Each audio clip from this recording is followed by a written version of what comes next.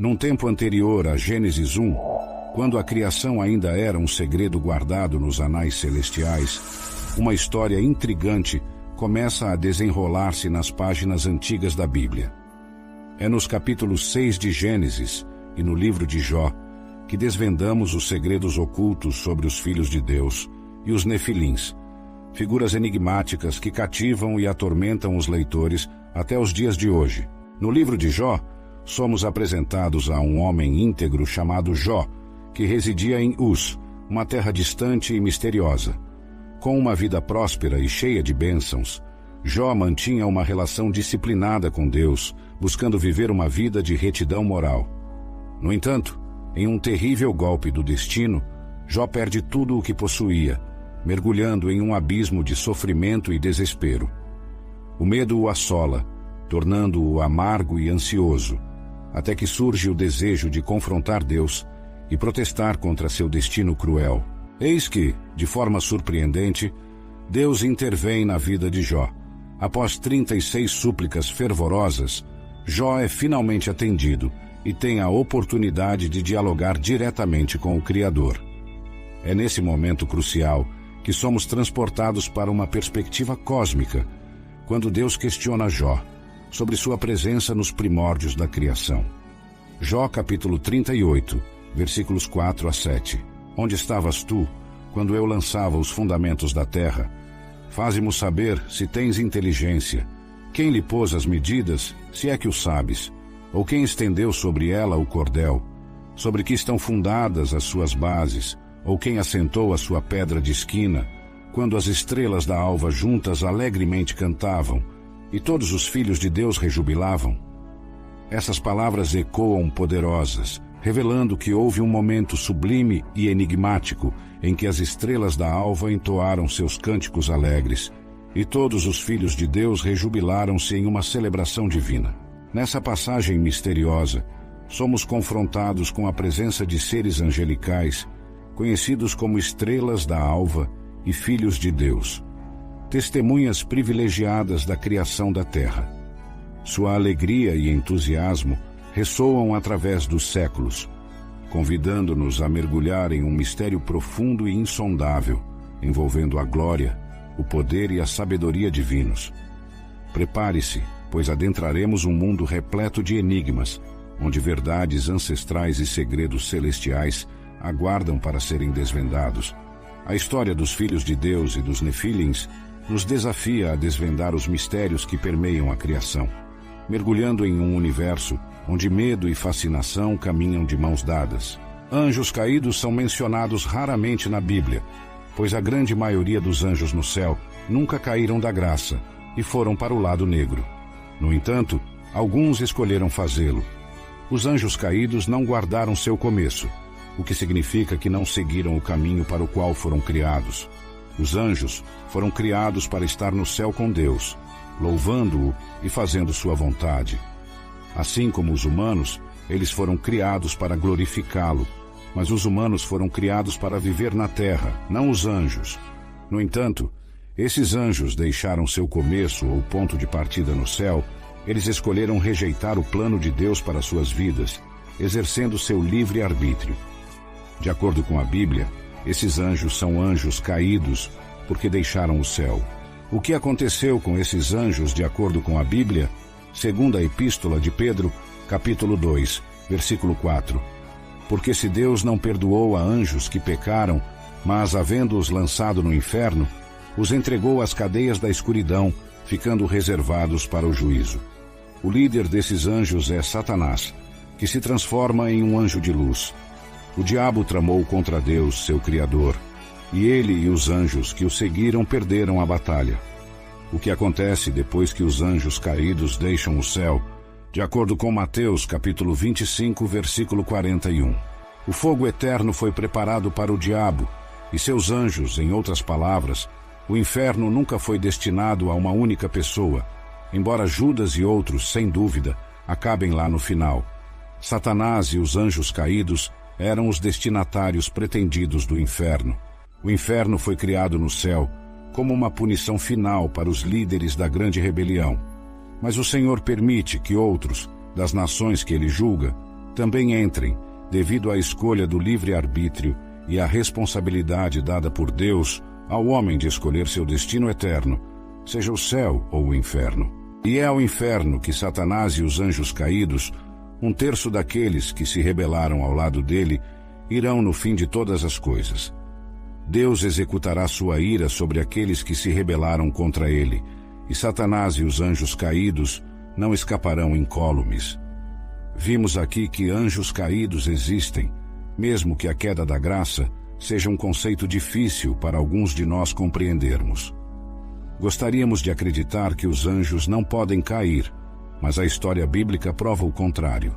Sabe-se que os anjos caídos são um terço do exército angelical que segue Satanás na grande rebelião e tenta derrubar Deus e seu trono para tomar o céu. Também sabemos que a tentativa foi um fracasso colossal e que Satanás e seus anjos rebeldes foram expulsos do céu. Alguns anjos caídos, que agora estão no inferno, e outros que estavam na terra, seguiram caminhos separados. De acordo com Gênesis 6, os anjos caídos se casaram com seres humanos e tiveram filhos gigantes com mulheres humanas. Gênesis capítulo 6, versículos 1 a 4. Aconteceu que, quando os homens começaram a se multiplicar na terra e lhes nasceram filhas, vendo os filhos de Deus que as filhas dos homens eram bonitas, tomaram para si mulheres, as que entre todas mais lhes agradaram. Então disse o Senhor: o meu espírito não permanecerá para sempre no homem, porque este é carnal, e os seus dias serão 120 anos. Ora, naqueles dias estavam os nefilins na terra, e também posteriormente, quando os filhos de Deus coabitaram com as filhas dos homens, as quais lhes geraram filhos. Esses foram os valentes que houve na antiguidade, os varões de renome. A Bíblia diz que eles tomaram para si mulheres de todas as que escolheram. Podemos deduzir por que Satanás enviou seus anjos para se casarem com mulheres humanas. Direta ou indiretamente, Satanás tentou corromper o pool genético da humanidade com corrupção satânica, plantando algo que se assemelhava a um patógeno genético, a fim de tornar a raça humana inadequada para trazer a semente da mulher, o Messias prometido em Gênesis 3, versículo 15. Mas quem eram os filhos de Deus? Tanto o judaísmo pré-cristão quanto a igreja primitiva acreditavam que os filhos de Deus eram seres espirituais ou anjos que se casaram com mulheres humanas e geraram gigantes conhecidos como os nefilins. As três principais perspectivas sobre a identidade dos filhos de Deus são as seguintes. Primeiro, eles eram anjos caídos. Segundo, eram governantes humanos poderosos. Ou terceiro, eram descendentes piedosos de Sete que se casaram com descendentes ímpios de Caim. A crença tradicional é que os filhos de Deus eram seres sobrenaturais que tiveram filhos com mulheres humanas, resultando nos nefilins. Aqui estão as razões que sustentam essa visão. O fato de que a frase filhos de Deus sempre se refere a anjos no Antigo Testamento apoia isso. Em Jó, versículo 6 diz: havia um dia em que os filhos de Deus vieram apresentar-se perante o Senhor, e Satanás também veio entre eles. Em Jó 2, versículo 1, temos: havia um dia em que os filhos de Deus vieram apresentar-se perante o Senhor, e Satanás também veio entre eles para apresentar-se perante o Senhor. Em Jó 38, versículo 7 diz: quando as estrelas da alva juntas cantavam, e todos os filhos de Deus rejubilavam. Nos três casos, os filhos de Deus são seres angelicais, incluindo Satanás. O uso da frase em Jó sugere que Gênesis 6 está se referindo a espíritos, anjos. Gênesis 6, versículo 1 e 2 contrasta os filhos de Deus com o homem, implicando que esses são seres não humanos. Gênesis 6 e 1 diz que os homens começaram a multiplicar-se e nasceram filhas a eles. A palavra hebraica para homem é o termo genérico para a humanidade, conforme usado em Gênesis 5, versículo 1 e 2. Os filhos de Deus são contrastados com o homem, o que significa que os filhos de Deus eram distintos dos homens e se casaram com as filhas de toda a humanidade. Como resultado, os filhos de Deus devem ser seres não humanos de alguma forma. O contexto implica que os nefilins eram o resultado do relacionamento entre seres espirituais e humanos. Os nefilins, ou caídos. Em Gênesis 6, versículo 4, são personalidades misteriosas, os varões de renome, os valentes que houve na antiguidade. O texto não explica como os nefilins surgiram, apenas afirma que eles estavam na terra naqueles dias e também depois, quando os filhos de Deus se uniram às filhas dos homens e tiveram filhos com elas. Mas por que os nefilins são mencionados em Gênesis 6 ao lado do casamento entre filhos de Deus e filhas dos homens?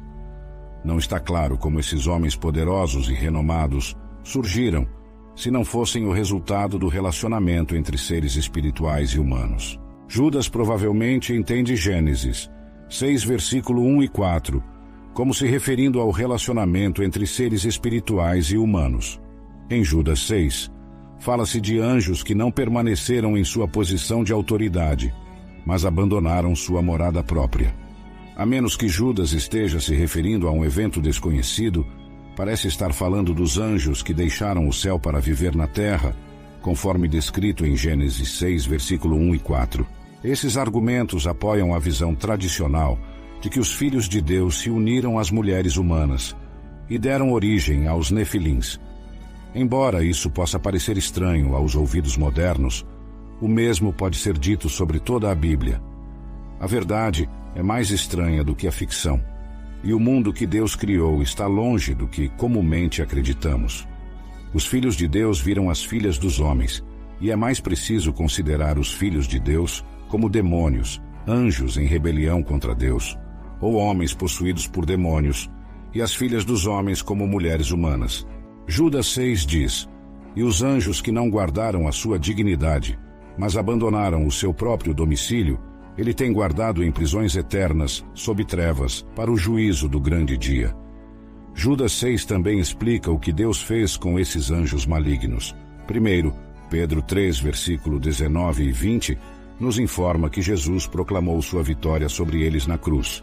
Ele também foi e pregou aos espíritos em prisão, que noutro tempo foram desobedientes, quando a longanimidade de Deus esperava nos dias de Noé, enquanto se preparava a arca. Como podemos ver, Satanás é muito mais do que uma figura vermelha com chifres e um tridente. Ele é um ser antigo com poder espiritual real, que ele usa para o mal e para fins egoístas. Ele é particularmente hostil aos cristãos e busca a sua aniquilação.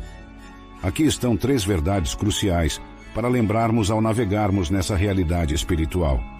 É um grave erro considerar Deus e o diabo como opostos polares. Isso dá a Satanás muito mais crédito do que ele merece. A disparidade de poder entre Deus e Satanás é a de um Criador infinito e sua criação. Por mais astuto, astucioso ou poderoso que Satanás seja em sua rebelião contra Deus, ele nunca será capaz de igualar o poder daquele que o criou. Em termos simples, nenhum ser angelical, seja caído ou justo, pode competir com o poder e a força de Jesus. Por outro lado, subestimar o poder de Satanás é um erro igualmente perigoso. Ele não é mais forte do que Deus, mas é mais forte do que você. Por milênios, Satanás tem tramado planos obscuros e perversos. Ele é um mentiroso, habilidoso e manipulador, com poder inigualável por qualquer ser humano mortal. No entanto, embora devamos estar atentos a Satanás, não precisamos temê-lo. Nem mesmo conhecemos o seu verdadeiro nome. Acredito que isso foi proposital.